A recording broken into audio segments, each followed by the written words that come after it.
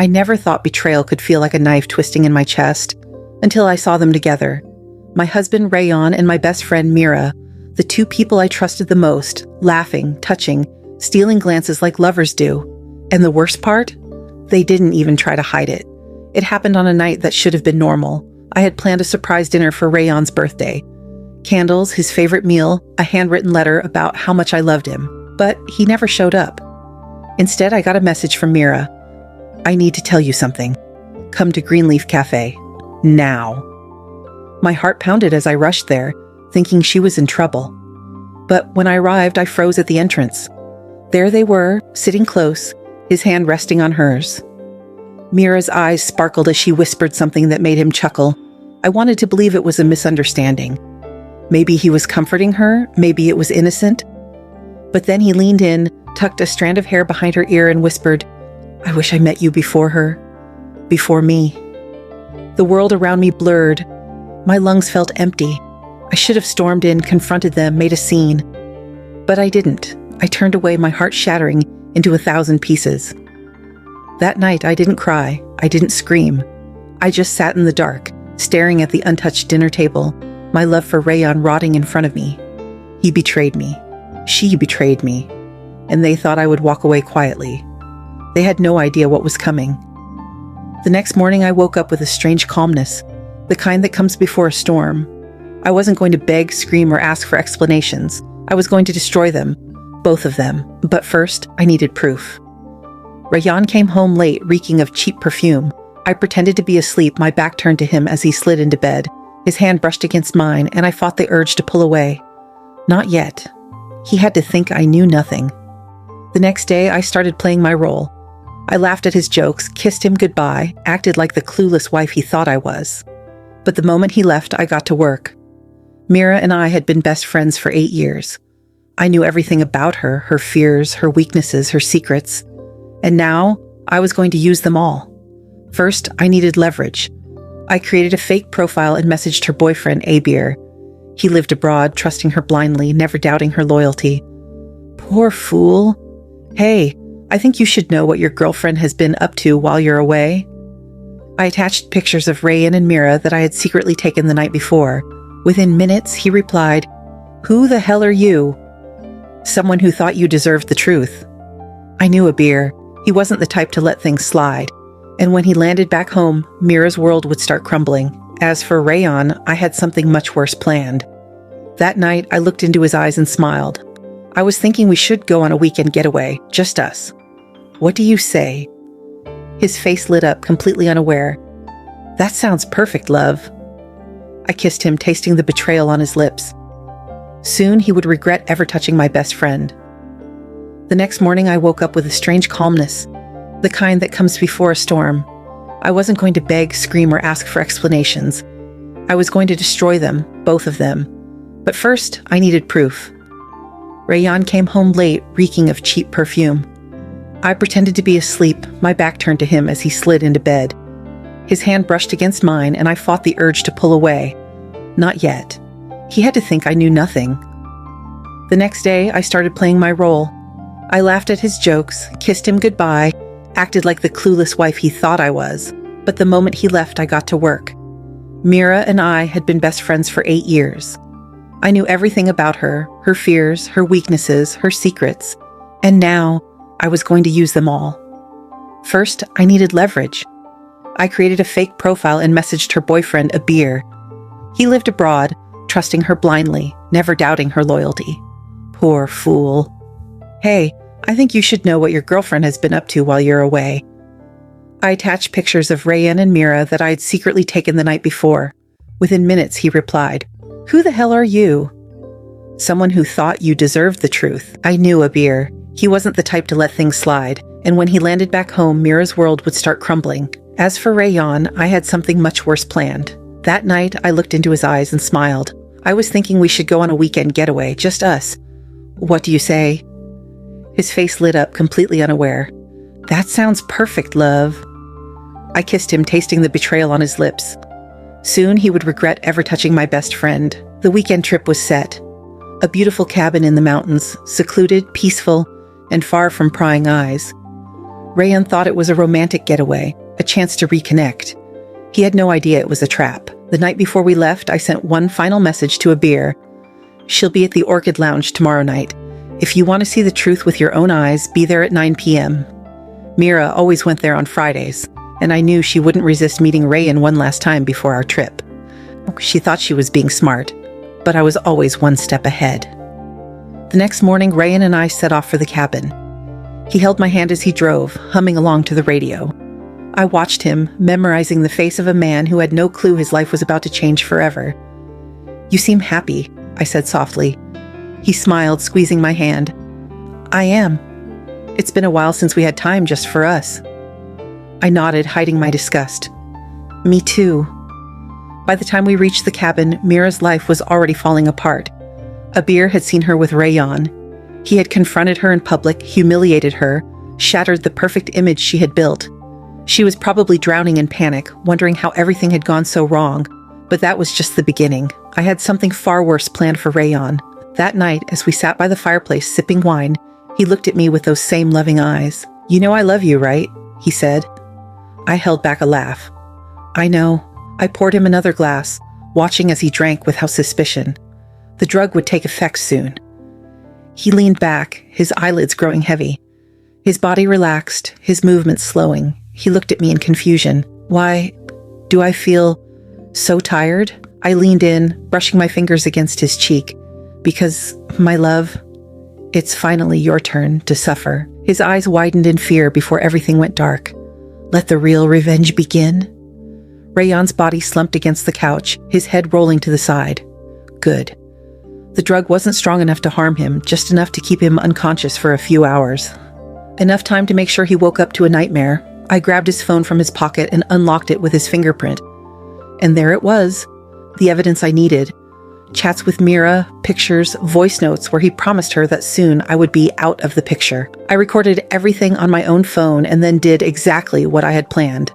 I sent the proof to every single person he cared about. His colleagues, his family, even his mother, who always called me the perfect wife for her son. Then I made the final move. I texted Mira from Rayan's phone. "Meet me at the cabin. We need to talk. Come alone." She replied instantly. "Rayan, what's wrong? Abir is furious. He broke up with me." I smiled. Perfect. "I just need to see you, please. Midnight." And like the fool she was, she agreed. I turned back to Rayan, who was starting to stir, his fingers twitching. He would wake up soon. I leaned down and whispered in his ear, "When you open your eyes, Rayan, your entire world will be gone." I grabbed my coat and stepped outside into the cold night air, waiting for the next phase of my plan to unfold. By sunrise, both of them would regret ever betraying me. Rayan groaned, his body twitching as he fought to wake up. I stood in the shadows watching. Let the show begin. His eyes fluttered open, confusion clouding his face. He tried to sit up but winced, his limbs still weak from the drug. Then he looked around, noticing something strange. The cabin was empty. His bags were gone. My bags were gone.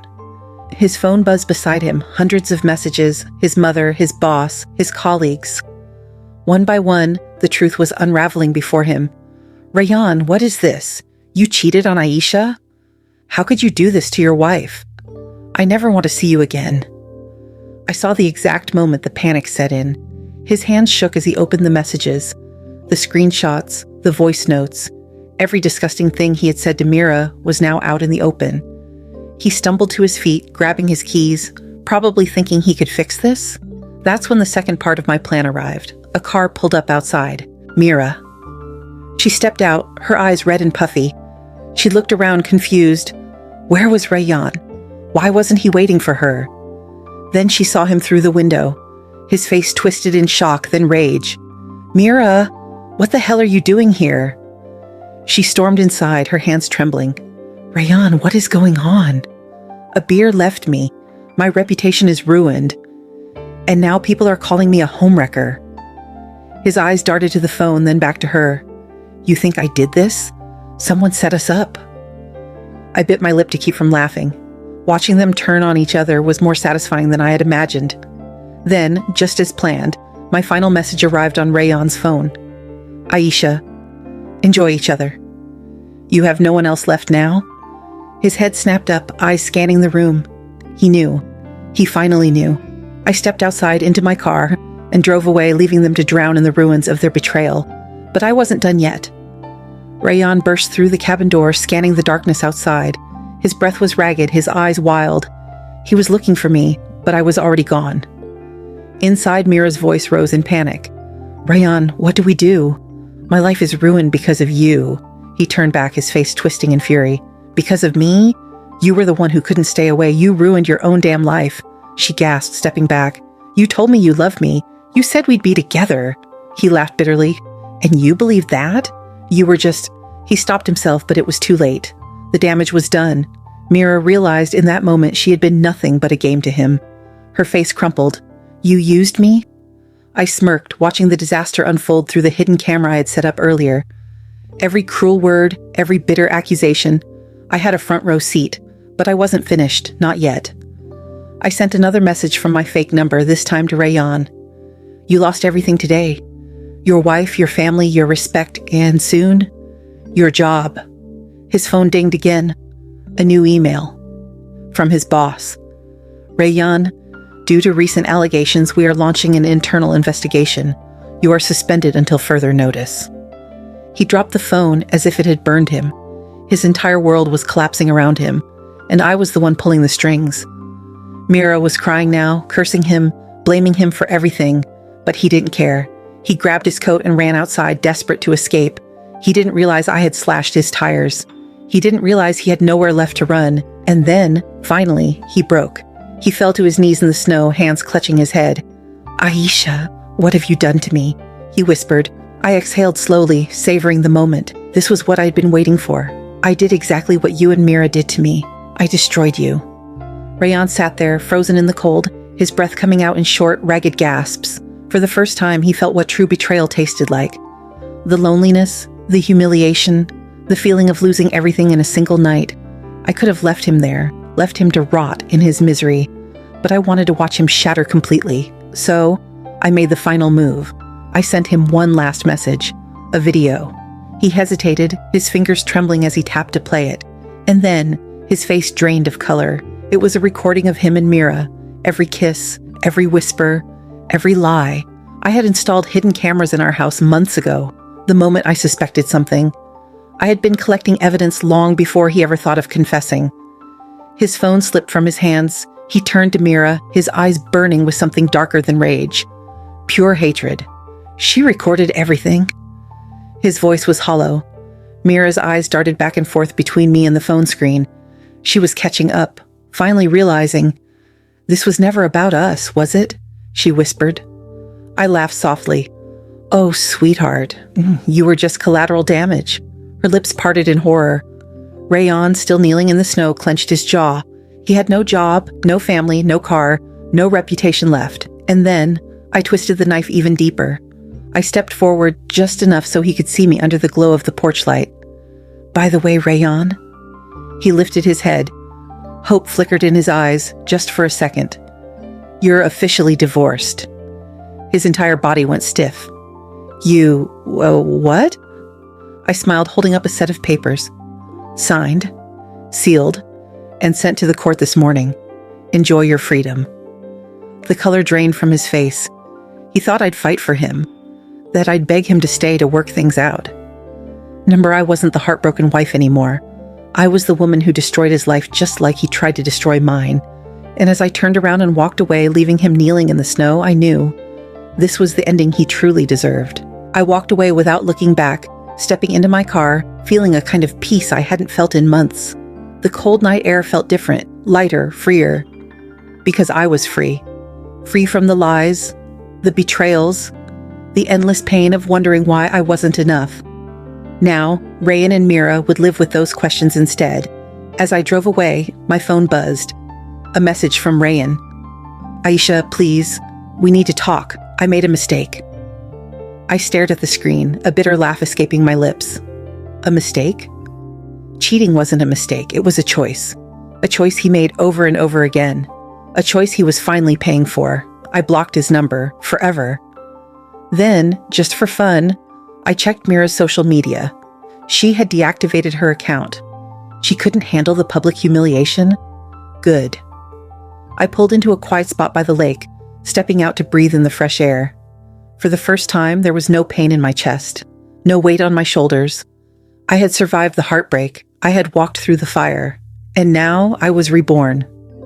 Rayhan and Mira thought they could ruin me. They thought I would break, but I wasn't broken. I was stronger, smarter, and now, completely untouchable. I stared at the still water, my reflection calm and steady. "You did it, Aisha." And with that, I turned away, ready to start a new chapter of my life, a life without regrets.